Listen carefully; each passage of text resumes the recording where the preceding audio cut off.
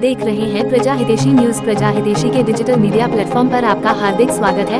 ઉમ્મીદ day સંસ્થા દ્વારા library ઉપર મંદબુદ્ધિના બાળકો માટે સ્કૂલ ચાલુ કરવામાં આવેલી છે।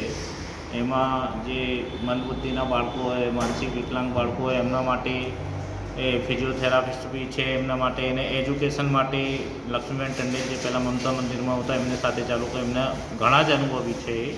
તો આજરોજ એની ઓપનિંગ થયેલી છે। તો તમારા વિસ્તારમાં કોઈ આવા બાળકો હોય એ લોકો અહીંયા એમને ભણતર પૂરું પાડશે, એમને જે શારીરિક એક્ટિવિટી છે એ આપશે, સાથે સાથે એ લોકોએ આવવા જવાનું જે સ્કૂલ માટે વ્હીકલ એ ભાડું ફ્રી રાખેલું છે, અને મિનિમમ ફીસમાં અહીંયા બાળકને એજ્યુકેશન આપવામાં આવશે।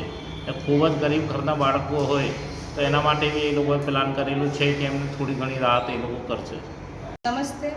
તારીખ 8/2/2025થી આજરોજના ઉમ્મીદ ડે કેર સેન્ટર ખાસ કરીને મંદબુદ્ધિ બાળકોના ઓટિઝમ માટે નવસારી સયાજી લાઇબ્રેરીના બાજુમાં આવકાર ચેમ્બર્સમાં પહેલા માળે ચાલુ કર્યું છે। સેન્ટરમાં બાળકોને speech therapy, physiotherapy, occupational therapy આપવામાં આવશે, તેમજ ટ્રાન્સપોર્ટેશન બાળકોનું ફ્રી આપવામાં આવશે।